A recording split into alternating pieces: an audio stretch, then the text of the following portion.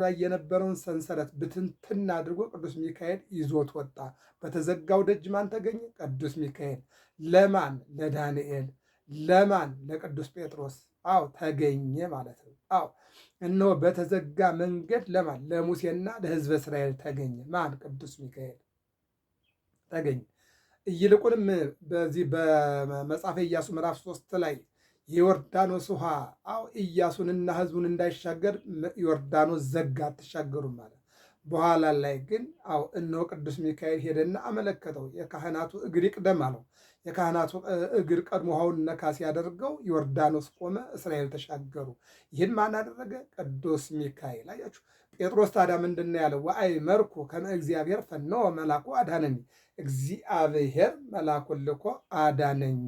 በተዘጋው ደጅ በተዘጋው ደጅ በሮች ተዘግተው ሳሉ እግዚአብሔር ቅዱስ ሚካኤል ላከና የአናብስቱን አፍ ዘጋ፣ አናብስቱ አልጎዱኝም አለ።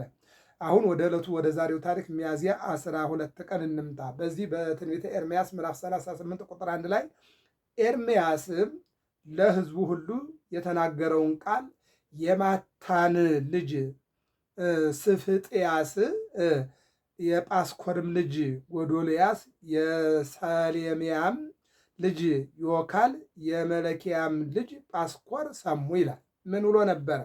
ኤርምያስ እንዲህ ብሏልና እግዚአብሔር እንዲህ ይላል፣ በዚች ከተማ የሚቀመጥ በሰይፍና በራብ በቸነፈርም ይሞታል አለ። ማን ነው? ኤርምያስ። ለምን? በከተማ ውስጥ ያሉ ሰዎች ጣዖት የሚያመልኩ እግዚአብሔርን የረሱ ከእግዚአብሔር ጋር የማይኖሩ ናቸውና እግዚአብሔር በዚች ከተማ ውስጥ አለ። ምን አለ? እግዚአብሔር በዚህ ከተማ ውስጥ ያለውን በሙሉ በሰይፍና በራብ በቸነፈር ይመታል አለ። ማን ነው እግዚአብሔር ማለት? እግዚአብሔር ማለት ያለ የነበረ የሚኖር ዓለምን አሳልፎ የሚኖር ይልቁንም እግዚአብሔር ማለት አንድያ ልጁን ልኮ በድንግል ማህፀን በድንግልና ተጸንሶ በድንቅልና እንዲወለድ ያደረገ እግዚአብሔር ማለት ወረድ ተወለድ ብሎ ልጁን በቀራንዮ ተሰቅሎ በጎርጎታ ተቀብሮ በሦስተኛው ቀን ሙስና መቃብርን አጥፍቶ እንዲወጣ ያደረገ እግዚአብሔር ማለት 600 ሺህ እስራኤላውያን የኤርትራ ባህር መንገድ ቢዘጋባቸው መንገዱን እንዳይዘጋባቸው በሙሴ በትር ከፍሎ ያሻገረ ይልቁንም በተዘጋ መንገድ ተገይቶ ቅዱስ ሚካኤል መንገድ እንዲከፍት ያደረገ እግዚአብሔር ማለት ዳንኤል በአናብስት ጉድጓድ ውስጥ ተቆልፎበት ተዘግቶበት ባለበት ሰዓት ደጆቹ ተዘግተው ሳሉ ወደ አናብስቱ ገብቶ ዳንኤልን እንዳይበሉት ቅዱስ ሚካኤል አፋቸውን እንዲዘጋ ያደረገ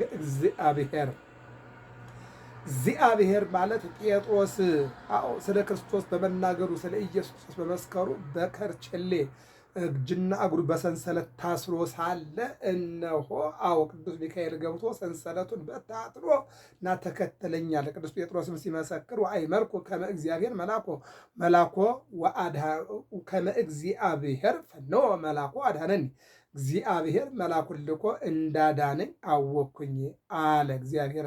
አሁን ይሄ ማለት እግዚአብሔር ማለት ይሄ ነው ማለት ነው። ለዚህ ነው ኤርምያስ እንዲህ ብሏልና እግዚአብሔር እንዲህ ይላል፣ በዚህ ከተማ የሚቀመጥ በሰይፍና በራብ በቸነፈርም እነሆ ይሞታል አለ ብሎ እግዚአብሔርን ወክሎ ተናገረ። ማነው? ኤርምያስ። እና ወደ ከለዳውያን ግን የሚወጣ በሕይወት ይኖራል። በዚህ የሚኖር በሰይፍ ያልቃል፣ ወደ ከለዳውያን የሚወጣ ግን በሕይወት ይኖራል አለ እግዚአብሔር እንዲህ ይላልና ይህች ከተማ በባቢሎን ንጉሥ ሰራዊት እጅ በእርግጥ ትሰጣለች፣ እርሱም ይይዛታል እያለ ተናግሯልና በዚህን ጊዜ ተነሱበት ይላል። አለቆቹንም ንጉሱን ይህን የመሰለውን አለቆች፣ ንጉሥ፣ ወታደሮች፣ ሕዝቡ ይህን የመሰለውን ቃል ሲነግራቸው በዚህች ከተማ የቀሩትን የሰልፈኞቹን እጅ የሕዝቡንም ሁሉ እጅ ያደክማልና ይህ ሰው እንዲገደል እንለምንሃለን አሉና ይህ ሰው ክፋትን እንጂ ለዚህ ሕዝብ ሰላምን አይመኝለትም አሉ ይላል። እነሆ ወደ ንጉሱ ሂደው ምን አሉ? ይህ ሰው ለሕዝቡ የሚመኘው ስደትን፣ ሞትን፣ መከራን እንጂ ሰላም የሆነ ነገር አይመኝም። ስለማይመኝ እንዲገደል ታደርግልን ዘንድ እንለምንሃለን። አዎ ይህ ሰው ክፋትን እንጂ ለዚህ ሕዝብ ሰላምን አይመኝለትምና እንዲወገድ ብለው ሴዴቅያስን ጠየቁት ይላል። እስቲ ወደ ሊቃነ ካህናት እንምጣ። ወደ አይሁድ ምንድን ነው ያሉት ለጲላጦስ? ይህ ሰው እግዚአብሔር አምላኬ ነው እኔም እግዚአብሔር ነኝ ይላል። ሰንበትን ይሽራል፣ ኦሪትን ያቃልላል፣ ይልቁንም የቄሳርን ግብር ይከለክላል። ስለዚህ ይወገድልን እያሉ ጠየቁት። እሱም የፈቃዳቸውን እንዲያደርጉ ፈቀደላቸው። እዚህ ጋር ሴዴቅያስን ደግሞ ምንድን ነው ለሕዝባችን መልካም ነገር አያስብምና ይገደልልን ብለው ለሴዴቅያስ ነገሩት ይላል። ንጉሱ ምን ይመልስ?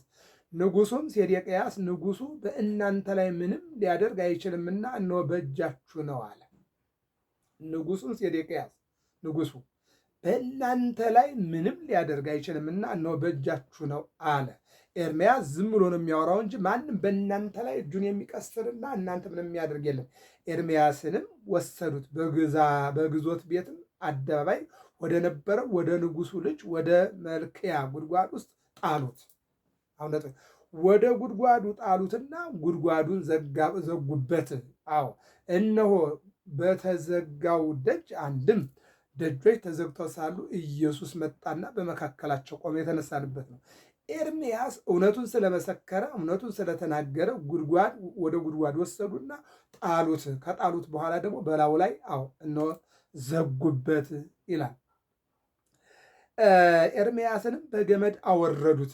እንደውም ረዥም ስለሆነ እነሆ በገመድ አስረው ወደ በጉድጓዱም ውስጥ ጭቃ እንጂ ውሃ አልነበረበትም። ኤርምያስም ወደ ጭቃው ውስጥ ገባ። ውሃ ስላልነበረበት ጭቃዋ ብቻ ስለነበረ በገመድ እንዲህ አድርገው ወገቡን አስረው ሲለቁት ጭቃው ላይ ገባ። በንጉሱ ቤት የነበረው ጃንደረባ ኢትዮጵያዊ አቤሜሌክ ኤርምያስን በጉድጓድ ውስጥ እንዳኖሩት ሰማ።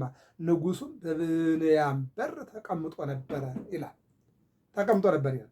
አቤሜሌክም ከንጉሱ ቤት ወጥቶ ንጉሱን እንዲህ አለው ይላል። አቤሜሌክ ኢትዮጵያዊ ነው። ኤርምያስ ኢየሩሳሌም ነው፣ ምርኮ ነው። ከኢትዮጵያም የተማረካለ ከባቢሎንም የተማረካለ። እዚህ ላይ አሁን ዋናው ወደ ጉድጓድ የተወረወረ ኤርምያስ ነው። ያዘነለት አቤሜሌክ ነው። ኤርምያስንም በጉድጓድ እየጠበቀ ያለ ቅዱስ ሚካኤል ነው። አቤሜሌክም ደግሞ እንዲወጣ ኤርምያስ አቤሜሌክን የላከ ደግሞ ቅዱስ ሚካኤል ነው ማለት ነው። ደጁ ተዘግቶ ሳለ የጉድጓዱ ቅዱስ ሚካኤል አቤሜሌክን ወደ ኤርምያስ ላከው ነው የሚለው። የኢትዮጵያ ታሪክ እንደዚህ ነው። የኢትዮጵያ ሕዝቦች ሰዎች ናቸው። ሰው ማለት የሚያዝን የሚረዳ፣ የሚያበላ፣ የሚያጠጣ፣ የሚያኖር፣ በጎ ሀሳብ፣ በጎ አመለካከት ያለው፣ ፍቅር፣ ይቅርታ፣ ሰላም፣ ደግነት ያለው የኢትዮጵያ ሕዝብ እንዲህ ነበር የትናንቱ ታሪክ። እንግዳ ተቀብሎ የሚያበላ፣ እንግዳ ተቀብሎ የሚያሳድር፣ እንግዳ ተቀብሎ እግር የሚያጥብ፣ እንግዳ ተቀብሎ የሚያጫውት ነበረ። በእኛ ዘመን ግን እንኳንስ እንግዳ ሊቀበል ይቅርና ወገኑን የሚበላበት ዘመን ደርሰናል ይለናል። አቤሜሌክም ከንጉሱ ቤት ወጥቶ ንጉሱን እንዲህ አለው ይላል። ጌታዬ ንጉሥ ሆይ እነዚህ ሰዎች ነቢዩ ኤርምያስን በጉድጓድ ውስጥ በመጣላቸው በእርሱ ላይ እነዚህ ሰዎች ነቢየ እግዚአብሔር ኤርምያስን በገመድ አስረው ወደ ገደል ጥለውታል።